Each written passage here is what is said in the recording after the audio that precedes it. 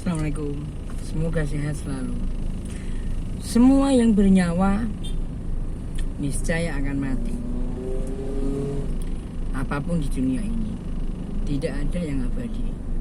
Kekekalan hanya milik Allah semata. Jadi kalau begitu, apa gunanya kita hidup di dunia? Kalau hidup yang akhirnya juga akan punah. Karena kita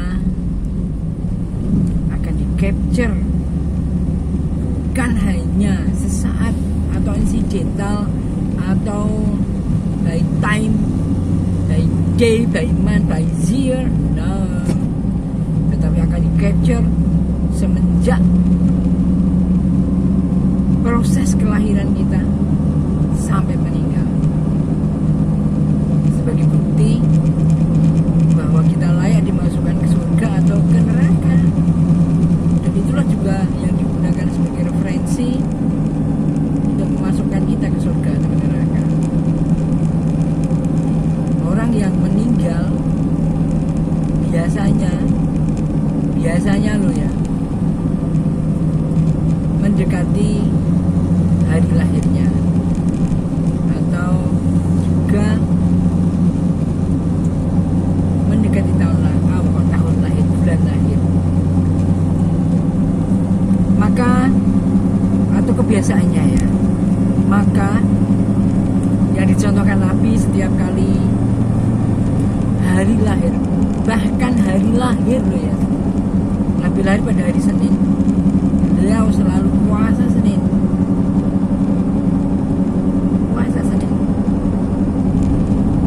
Dan pada saat Kamis, amal kita itu disetor kepada Allah.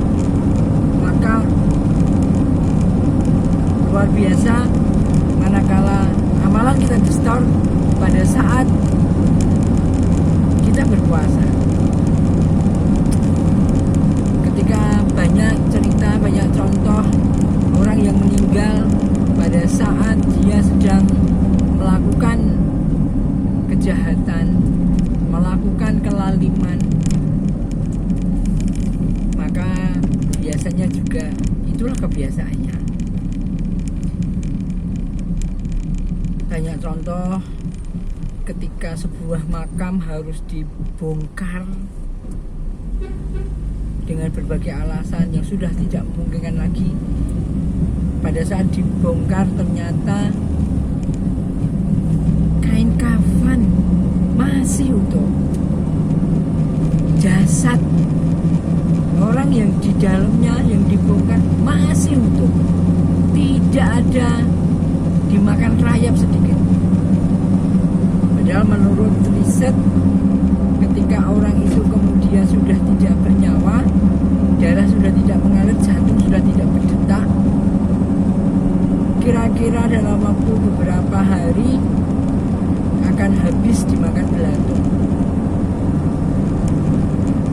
Jadi kenapa kita juga meninggal?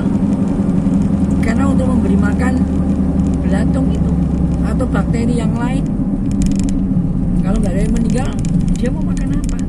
Dia juga butuh hidup, dia juga makhluk Allah. Rantai kehidupan.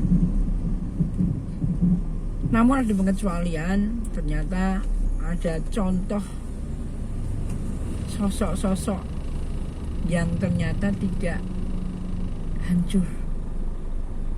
Tubuh kita memang dari tanah pun tanah surga, dan setelah selesai misinya juga akan kembali kepada tanah. Jadi saudaraku, kenapa kita harus ada di dunia? Karena di-capture tadi. Kenapa harus di-capture? Karena manusia itu selalu komplain, selalu protes. Coba bayangkan ketika kita lahir, dimasukkan ke surga, pasti protes kita. Ya Allah, kenapa saya dimasukkan ke surga? Saya nggak ngapa-ngapain masuk surga. Dimasukkan surga saja protes, apalagi dimasukkan neraka. Anda bisa bayangkan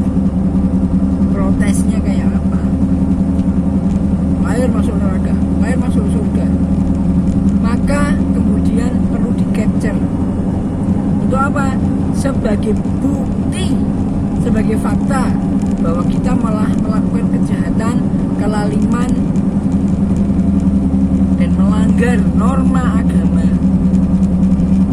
maka capturean itulah yang akan digunakan sebagai bukti. Kalau nggak ada bukti, loh ngapain saya dimasukkan ke neraka? Saya salah apa?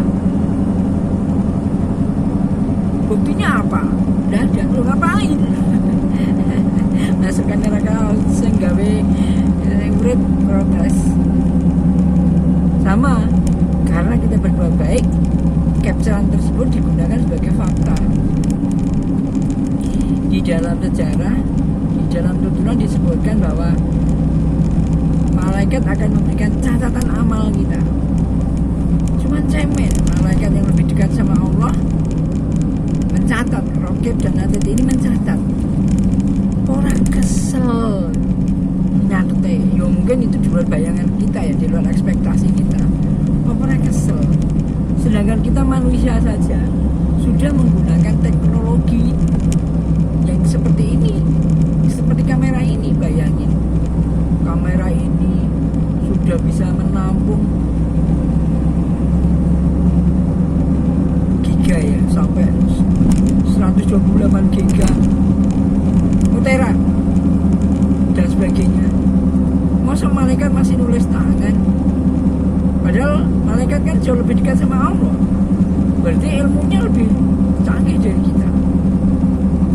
Jadi sebenarnya mencatat itu adalah harfiah, konotasi, bukan itu. Mereka adalah kamera super HD, super HD mungkin ya. Sehingga kalau kamera itu kan, kalau misalnya sudah ada kamera yang lama gitu kan, tayang menjadi menciut. Dulu VCD, kalau sekarang coba Anda nonton VCD mesti rapuas, apalagi masukkan ke YouTube mesti flicker, pecah-pecah gambarnya. Nah sekarang sudah ada 4K, ada 8K, maka gambarnya akan jernih. Dan berarti CCTV malaikat Raqib Atid itu lebih dari itu, mencatat. Dan rasa-rasanya juga cemen kalau seandainya catatan itu kemudian dibaca visual. Mau kita aja untuk berjualan sudah pakai visual loh. Maka ketika di pengadilan nanti akan diperlihatkan secara multimedia semua apa yang kita lakukan.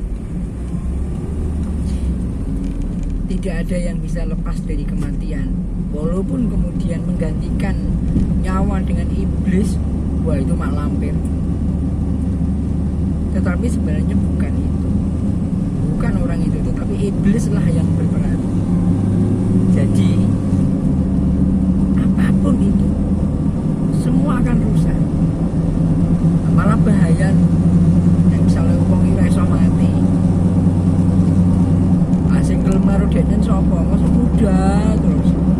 Anda bisa muda terus kalau di surga.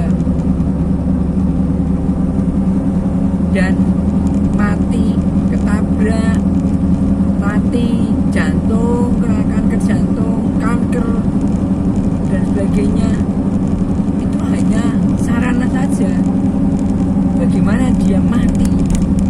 Tetapi sebenarnya waktunya mati, maka jangan pernah Anda bunuh diri. Karena tanpa bunuh diri, hari itu Anda mati. Tapi cara yang Anda gunakan untuk mati dengan menghabisi diri sendiri, itulah yang menyebabkan Anda tercatat jelek. Tidak husnul khotimah, tapi su'ul khotimah. Perkara masuk surga bukan urusan kita, itu urusan prerogatif Allah. Nyatanya ada pelacur ya dinas masuk surga gara-gara memberi minum anjing masuk dikai ngombe pelacur, ternyata itu yang membuat dia masuk surga. Tetapi ada yang jihad, ternyata ada yang masuk neraka karena jihadnya pengen dipandang orang lain. Masalah surga dan neraka itu prerogatif Allah, bukan karena kita sregep sholat, sregep ngaji, bukan karena itu, tetapi karena ridho Allah. Nah, untuk mendapatkan ridho Allah bisa didapatkan dari sholat, zakat, puasa, ngaji, dan sebagainya. Mudah-mudahan Anda yang mendapatkan ridho Allah untuk masuk surga, sehingga kita bisa berbahagia di dunia dan di akhirat, menjadi manusia pinilih yang ada di surga. Dan saya juga